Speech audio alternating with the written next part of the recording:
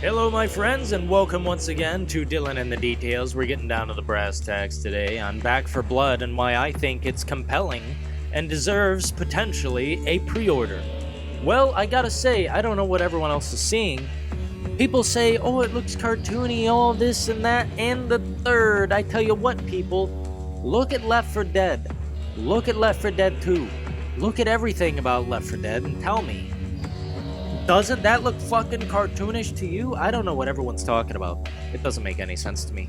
I tell you this, Back 4 Blood looks more realistic than Dead Rising 4 and all these fucking pretenders that are just supposedly zombie games. Well, it just looks great. The gore level, the amount of violence and, weapons and different things going on. The card system even looks pretty good, and typically I'm not the guy who likes that sort of thing. It just muddies up the whole experience usually, but I think if they can just make it in a way that makes sense, make it flow, so you don't have to think too much, you can just equip your cards and go. That's the thing. I think there's a quick jump-in feature that just says here, gives you random cards, and you go in and do your thing. And although I'm uncertain of the single-player status, if there are bots and AI that actually function like, they should, I'm not certain of that, so I can't speak on it. And I don't like playing online games with people, it just really doesn't feel great. But I am thinking about experiencing it through a pre-order, thinking about playing it, as soon as possible when it comes out this October. And I want to give it an actual shot. I want to see if it has a lot of meat on that bone, which it better. I think at this point, we need Back 4 Blood to have player-made levels and, just something that's expansive, something that expands the idea of Left 4 Dead on the console, not just on the computer. Sure, modders even still mod Left 4 Dead, but I want to see Back 4 Blood have a chance on the console to get downloadable maps and, build these bases where you have to defend. I hope something like that occurs. I do not know if it will. I think it's pretty cemented at this point. But, DLC exists and they want to make money, so maybe it'll come in the form of DLC, which I'm not big on. I don't usually buy the DLC unless it's years later. Like, I just bought Far Cry 5 for like $14 and it had all the DLC and shit. I never played the DLC, so I'm gonna experience that. But as far as Back 4 Blood goes, I am thinking about pre-ordering. It seems like an experience that might be up my alley, and in such a dry year of drab games, it really is compelling compared to the other stack. I mean, damn, what are we even getting this year? It really at this point is so daunting, it really just, it's impactful on my psyche.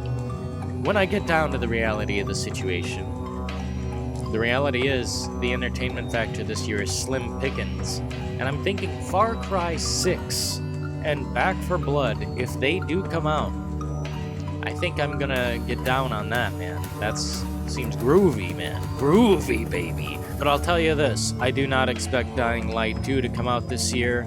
That just at this point seems like a fallacy, a situation that I just can't come to expect. I mean, it's coming out December.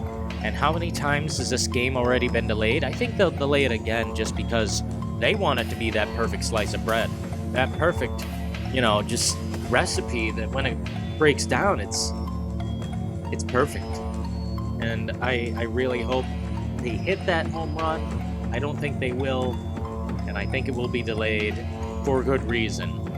Because it's turning out to be like another cyberpunk situation, another cyberpunk year. Jeez Louise. And even worse, honestly.